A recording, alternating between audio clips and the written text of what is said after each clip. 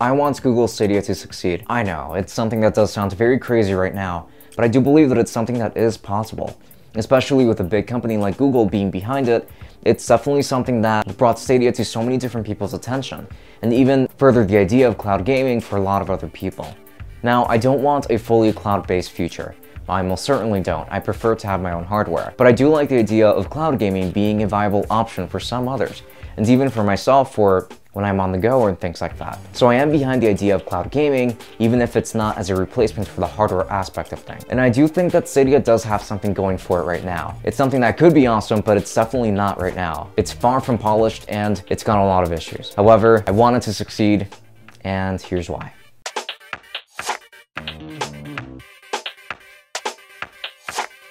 This video is sponsored by Fifine, the makers of some of the best audio gear on a great budget, like the ones from their C1 models featuring a professional grade lavalier mic and a headset mics bundled together. Links to everything below.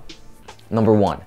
This is a pretty cool concept. Google is not the first company to create a cloud gaming service, obviously. You have the folks over at Microsoft taking care of that, folks over at Nvidia, and with other services like Steam Link, which have become fairly popular and I even use it every now and then. Cloud gaming is something that has been out there for some time. What Google is doing here is definitely fairly interesting, since they were the first ones, I believe, to be able to bring the ability to play games on the cloud on more than just your computer or your TV. They're bringing it to your smartphone too. And I thought it was pretty cool. It was actually a very cool way of playing Stadia.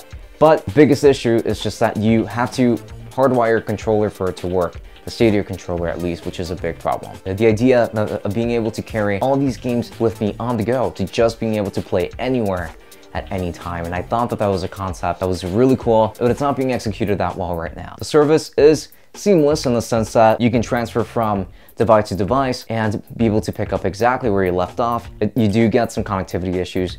Unless you have perfect Wi-Fi, then you are going to experience some problems when it comes to lag. On mobile, it does seem to be fairly stable for the most part when I'm connected to Wi-Fi. Right now, it doesn't work with mobile data, which is unfortunate, but they're just probably trying to avoid some controversy regarding that right now. My point is that I do think it's a cool concept, just the idea of being able to play these games everywhere. That's one reason why I would want it to succeed. And another is that the potential is definitely there. They've already put the legwork to an extent. They did promise us a lot of features we did not get at launch, and this is not a but to the situation or me trying to justify it at all, because I understand that Stadia is a bit crappy right now. But as of now, they really are the only ones that are allowing you to play on your smartphone, on your TV, and on your computer or your tablet. They're just giving you the biggest accessibility, the biggest pool of devices that you can access anywhere. And this gives me, for example, the opportunity to hopefully in the future be able to play games like Final Fantasy 15 on my phone while using mobile data. Something like Middle-earth Shadow War, which is one of my favorite games of all time.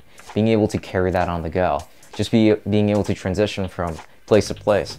Imagine having your house just filled with Chromecast Ultra, and then just being able to go anywhere around it and just be able to play wherever. That sounds really cool, if anything. And as of now, they do have a bit of an edge in the sense that NVIDIA GeForce Now hasn't really officially dropped their smartphone support everywhere. As of now, I can't test it right now, for example, unfortunately, since I don't have access to it. Project X Cloud doesn't really give you that same form of accessibility anyway, even if the streaming service on its own is technically a lot better than Stadia. And Steam Link does help out a lot, and it is a great concept, but your computer does have to be turned on still, and they have to be communicating through Wi-Fi, so it has to be streamed from your own device. I don't think it's very ideal to leave my computer turned on all the time in case I do feel like gaming while I'm outside. So Stadia does have that lockdown. You do not have to depend on your own host device to be able to game on the go. You can play games at the coffee shop with horrible reception now, pretty much if you're anywhere, and it's right on the device that's already in your pockets, or any other device that you would want to use for that matter, and that's the beauty of it. But it's not being executed very well, which leads me into exactly what is holding Google Stadia back right now. One of the big reasons why Google Stadia is being held back right now is because there are points of reference, things to compare it to that are inherently just a lot better than Stadia right now. They've been out for longer, but even when they were released, they were definitely better services than what Stadia is now, generally speaking. NVIDIA GeForce Now, for example, appears to be a very reliable service.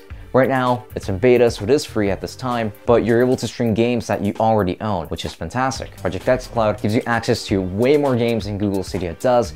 At this time, it allows you to use even more options for controllers than just the Stadia controller, but it does vary from device to device, like with the app and the web browser and the Chromecast Ultra. It's just it's a mess that things aren't uniformly supported here. So the competition is clearly there, and they're going to end up pushing Google out unless they start doing something. But another thing that's holding Stadia back is Google themselves. Everybody knows of Google's track record when it comes to just shutting down projects when they're not immediately successful right out of the bat. Google doesn't seem to understand that if they give us a half-assed product, there is no way that they can receive full-on support right out of the bat. It's something that is earned. And unfortunately, if things don't go perfectly as soon as they come out, or even just shortly after, Google just ends up shutting down the service. You can end up finding a lot of different services that have been shut down by Google in the past just because they weren't perfectly successful or they just got tired of supporting it, which is unfortunate.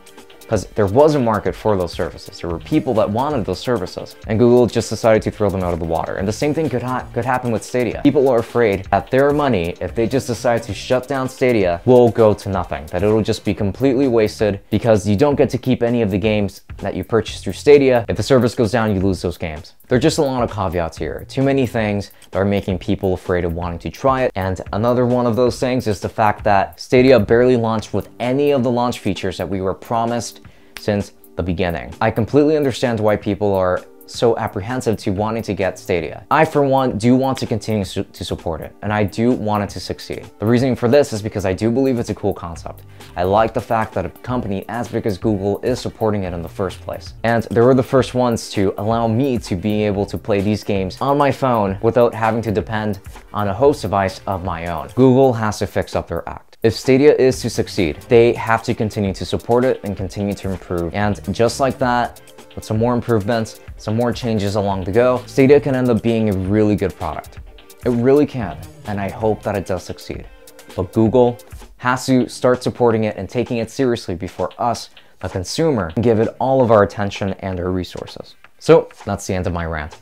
Now, if either way you are still interested in getting Google Stadia, I will be making sure to leave links in the description. These are not affiliated since these are just to the Google store, but if that's something that interests you, the links will be below. This has been Francisco from Tech Summit. Thank you for watching, and I'll be seeing you all later. Enjoy.